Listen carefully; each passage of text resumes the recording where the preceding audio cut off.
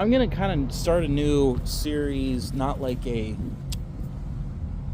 build sort of thing, but I've got another customer who, his name's Justice. He brought a 4-liter to me, Jeep 4-liter, 2002, and he wanted the 4.6 stroker. And so he's about 2.5 hours north of me or somewhere out there, and yeah, saw me on Marketplace and decided, hey, maybe I'll have you do it.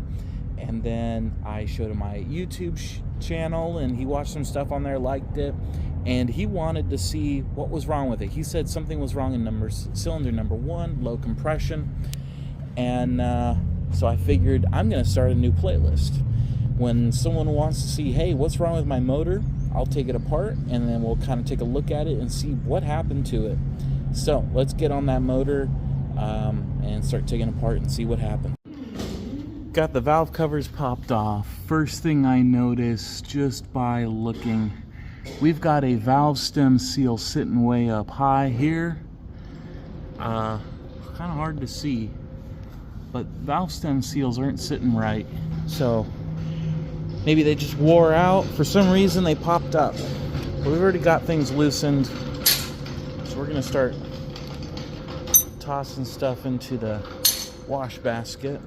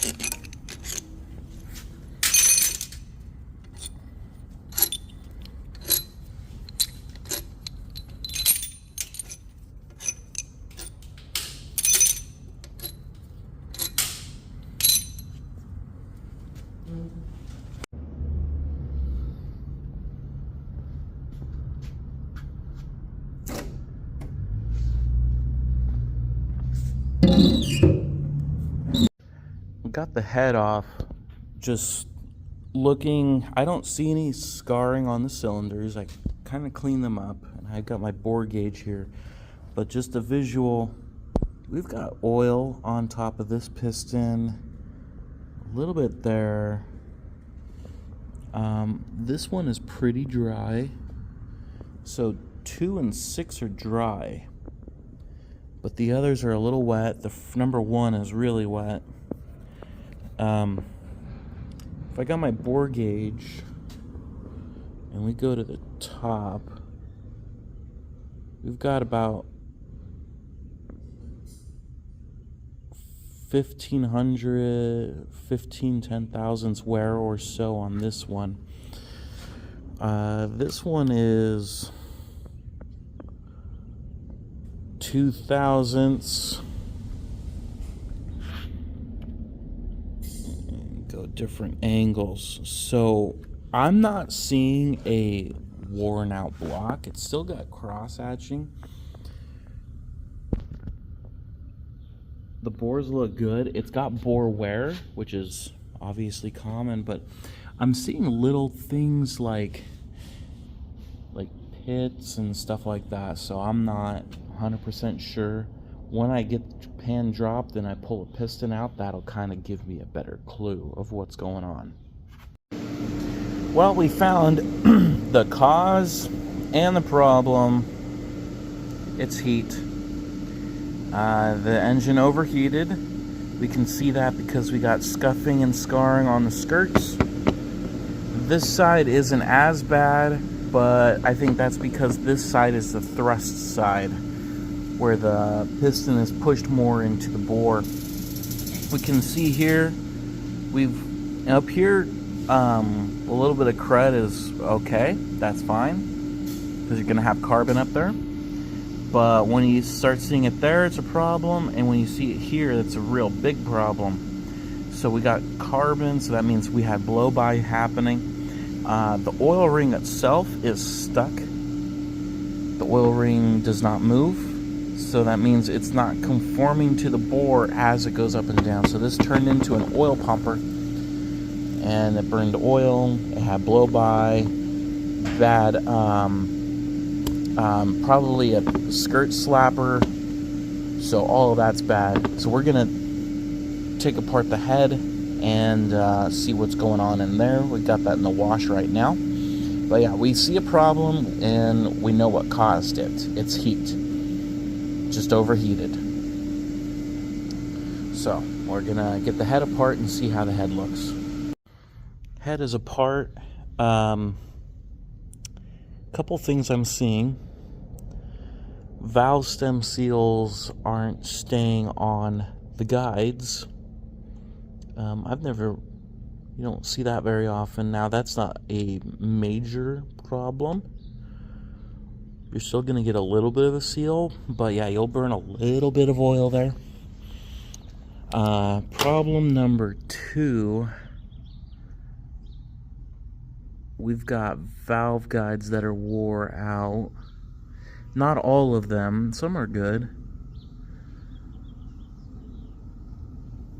You definitely feel it more when you take them apart and clean everything. Yeah, that one is pretty good. So we got a little bit of valve guide wear. Not the worst I've ever seen. But yeah, we'll take care of that. And then when we get it apart, I'm sure I've yet to do one of these that isn't warped. So we'll probably have to do a surface on it. And we'll see what we get there. But yeah, the guides weren't horrible. A little wore out, but nothing not to be expected from 200,000 miles. If I look at the valve itself, let's see. We've got a little bit of wear on the stems. We'll just give those a little polish. I'll measure and see what we've got there, but it feels pretty good. I don't feel a ridge. The valve itself, the valve hat, definitely gonna need a regrind, which is standard. But yeah, a little bit conical. It's 200,000 miles, but I'm not seeing evidence of dusting, so you're good there. We got some a little bit of a burn, but that's standard from an exhaust valve.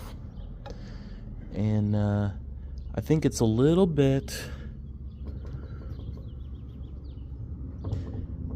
the valve, the seats look a little bit recessed, so the seat is worn quite a bit.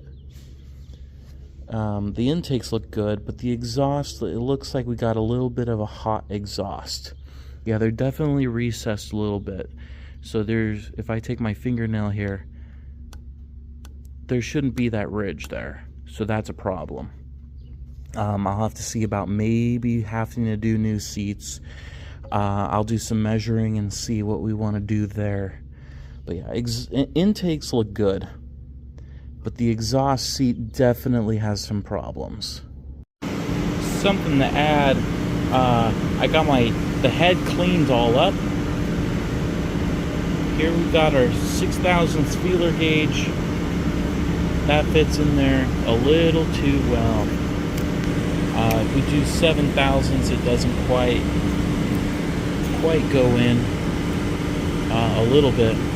But yeah, we got 6,000ths of warpage, so this head will need to be thoroughly machined. And yeah, there you go. But yeah, there's a tear down, and we see our problems. So we're gonna get this cleaned up. We're gonna blast this one, and we'll see what we're gonna do to it. But yeah, there's our problems. We've got overheated, so the piston swelled. Our rings didn't seat correctly anymore, so that's gonna create a lot of blow by. Piston slap, I'm sure, was an issue. And the cam looked fine. The oil looks fine. We don't see any gumming in there, so oil change intervals must have been half decent at least. Don't know the guy, so I'm just complete unbiased. And in your case, Justice, like, not making fun or anything. It's just, this is what happens to engines. But yeah, I would say pretty good, decent vehicle maintenance. But yeah, piston slap, burned up, hot, and we've got exhaust seats that are not in good shape, and guides that are a little worn out. So it's just general, maybe an overheating issue. Well, definitely overheating issue. That's what happened. But it happens to the best of us. And but yeah, just, we're gonna go through this motor. We're gonna make it brand new, and well, 90 more horsepower. Should be around 90 more horsepower. When you figure you're already machining the engine, and if you're not familiar with my stroker stuff on Jeeps, look that up. I got a playlist in there, and yeah, just get more information on that. And so I think that's the best bang for your buck on power on a Jeep 4-liter is 15. You're already machining the motor, $1,500 more, different crank, better pistons, and then you're gonna get 80-90 more horsepower out of it. Big difference. So that's the best bang for your buck. $1,500 for 90 horsepower. You can't beat that. That's cheap. So I think that's better than a supercharger. Definitely more reliable. So thanks for watching, and I hope this was helpful for you, Justice. So thanks for watching. See you guys later.